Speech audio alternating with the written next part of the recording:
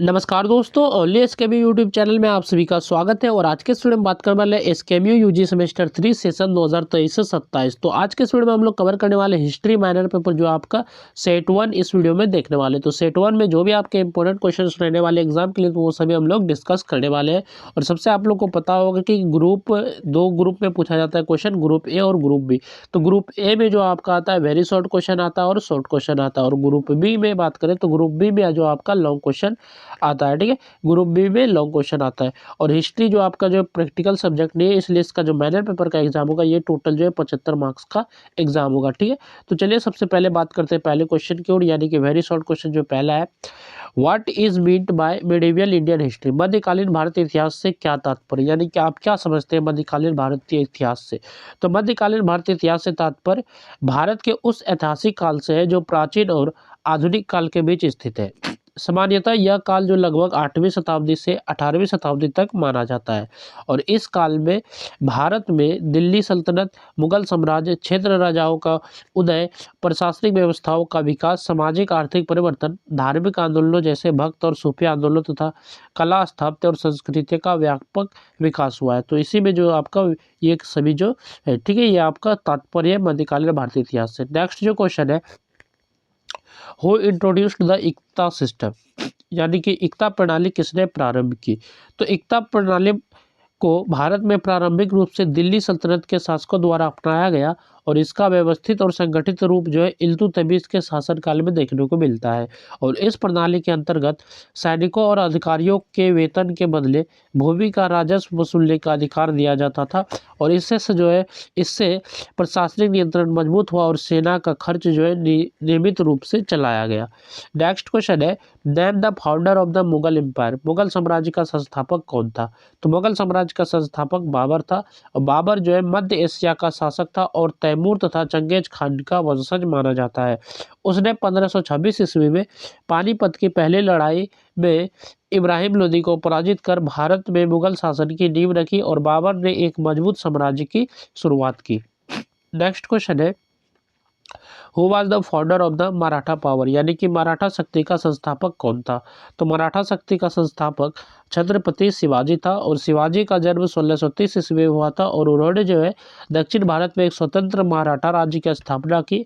और उन्होंने कुशल प्रशासन, सशक्त सेना और प्रभावी राजस्व व्यवस्था के माध्यम से मराठा शक्ति को संगठित किया। और शिवाजी ने मुगलों और अन्य शासकों के विरुद्ध संघर्ष कर मराठा शक्ति को मजबूत बनाया। नेक्स्ट क्वेश्चन है, व्हाट इज सूफीज्म। सूफीवादी क्या है, यानी कि व्हाट इज सूफीज्म, यानी कि सूफीवादी क्या है। तो सूफीवादी जो है इस्लाम का एक आध्यात्मिक और मानवतावादी मार्ग है जो ईश्वर से प्रेम, भक्ति और आत्मिक शुद्धता पर आधारित है। सूफी संत बाहरी आडंबरों की बजाय सरल जीवन, सेवा, सहिष्णुता और प्रेम का संदेश देते थे। भारत में सूफीवाद ने हिंदू मुस्लिम एकता को बढ़ावा दिया और समाज में आपसी भाईचारे की भावना को मजबूत किया। तो ये आपका सूफीवाद था। अब यहाँ से जो क्वेश्चन शुरू होता है, आपका शॉर्ट क्वेश्चन शुरू होता है, जो कि एग्जाम में आपको टोटल 2 क्वेश्चन बनाने हैं और एक क्वेश्चन जो होता है 5 मार्क्स का होता है। तो सबसे पहले बात करेंगे शॉर्ट क्वेश्चन की। तो right A short note on sources of medieval Indian history, यानी कि मध्यकालीन भारतीय इतिहास के स्रोतों पर संक्षिप्त टिप्पणी लिखिए। तो मध्यकालीन भारतीय इतिहास पे आपको टिप्पणी लिखना है, यानी कि इसके सोर्सेस पर, इसके स्रोतों पर। तो देख लेते हैं, मध्यकालीन भारतीय इतिहास के अध्ययन के लिए विविध प्रकार के स्रोत उपलब्ध है। अलग अलग प्रकार के स्रोत उपलब्ध है, यानी जिनके माध्यम से उस काल के राजनीतिक, सामाजिक, आर्थिक और सांस्कृतिक स्थिति की जानकारी मिलती है। इन स्रोतों का मुख्य रूप से साहित्यिक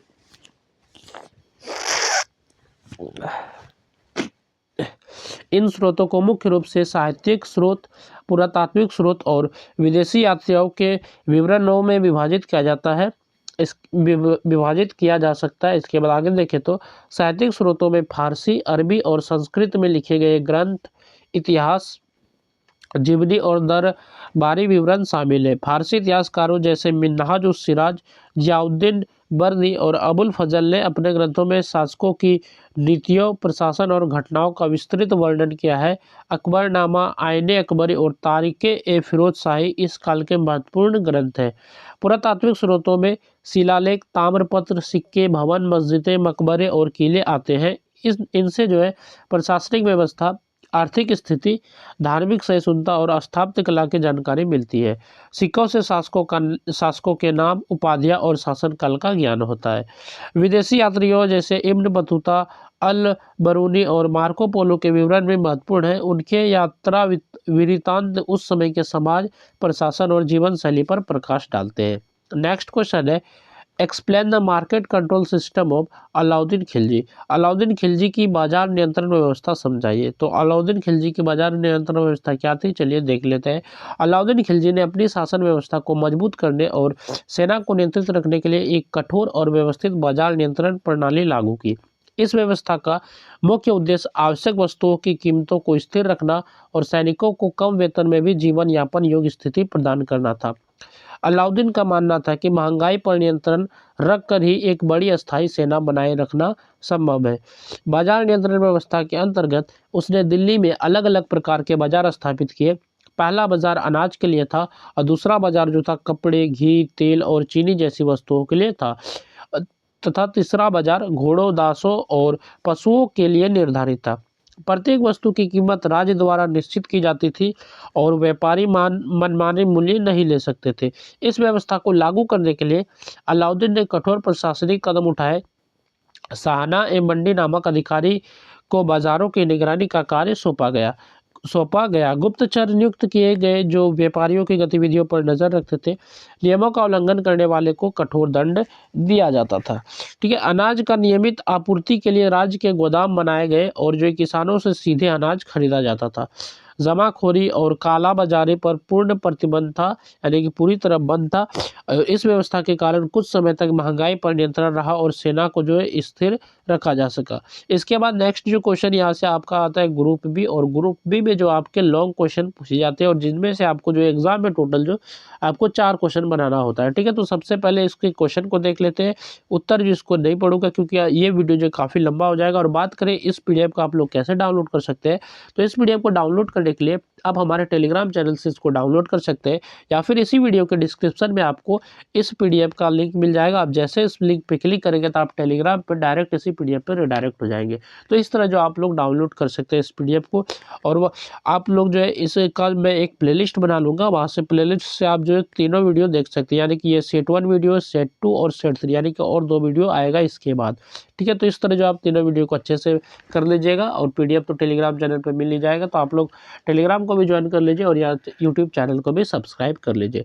तो बात करें लॉन्ग क्वेश्चन की, यानी कि क्वेश्चन नंबर 4 की, तो discuss the administration of the Delhi सल्तनत, यानी कि दिल्ली सल्तनत की प्रशासनिक व्यवस्था की विवेचना कीजिए या फिर विश्लेषण कीजिए। इसी तरह कुछ भी आपको पूछा जा सकता है, यानी कि दिल्ली सल्तनत की प्रशासनिक व्यवस्था का वर्णन करें, इस तरह भी पूछ सकता है। तो ये आपका लॉन्ग क्वेश्चन था, क्वेश्चन नंबर 4। और चलिए देखते हैं इसकी क्वेश्चन नेक्स्ट जो क्वेश्चन है, क्वेश्चन नंबर 5 क्या है। तो नेक्स्ट क्वेश्चन है, examine the causes of Humayun's failure, यानी कि हुमायूं की असफलता के कारणों का परीक्षण कीजिए। हुमायूं का असफलता के कारणों का परीक्षण, ये आपका नेक्स्ट क्वेश्चन है। इसके बाद जो नेक्स्ट क्वेश्चन है, question number 6, describe the land revenue system of Sher Shah Suri, यानी कि शेर शाह सूरी की भूमि राजस्व व्यवस्था का वर्णन कीजिए। तो शेर शाह की सूरी का जो आपको भूमि राजस्व व्यवस्था का वर्णन करना है। इसके बाद नेक्स्ट क्वेश्चन है, question number 7, analyse Aurangzeb's Deccan policy, यानी कि औरंगजेब की दक्कन नीति का विश्लेषण कीजिए। यानी कि औरंगजेब की दक्कन नीति क्या थी, इसको आपको बताना है। ठीक है, नेक्स्ट क्वेश्चन है आपका, explain the administrative system of Shivji, यानी कि शिवाजी, शिवजी नहीं Shivaji. Explain the administrative system of Shivaji, तो शिवाजी की प्रशासनिक व्यवस्था समझाइए। तो ये आपका यहाँ पर नीचे उत्तर है, तो आप इसको पीडीएफ डाउनलोड करके आप अच्छे से इसको लिख सकते हैं या फिर याद भी कर सकते हैं और पढ़ भी सकते हैं। नेक्स्ट जो question, discuss the development of Mughal architecture, यानी कि मुगल स्थापत्य कला के विकास की विवेचना कीजिए। तो ये आपका जो है लास्ट क्वेश्चन था। इसी तरह जो ये सेट 1 था, और इसी तरह आपको सेट 2 और सेट 3 का भी वीडियो बहुत जल्द मिल जाएगा। थोड़ा सा जो तबीयत सही नहीं था, इसलिए अभी भी सर्दी है, लेकिन तो पर भी मैं कोशिश कर रहा हूँ क्योंकि एग्ज़ाम नज़दीक है, तो इसलिए मैं ज़्यादा से ज़्यादा कोशिश कर रहा हूँ कि आपको वीडियो ज़्यादा से ज़्यादा देने की कोशिश करूँ। ठीक है, तो चलिए इस वीडियो में बस इतना ही। नेक्स्ट वीडियो मिलेंगे और किसी वीडियो के, यानी कि और किसी टॉपिक के साथ, यानी कि और किसी सब्जेक्ट के साथ, या तो इसके सेट 2 के साथ। तो इस वीडियो में बस इतना है। आप लोग हमारे चैनल पर नए हैं तो चैनल को जरूर से सब्सक्राइब करें। इसी तरह आपको नोट्स या पीडीएफ देखने को मिलेंगे। और तो चलिए इस वीडियो को यही ख़त्म करते हैं।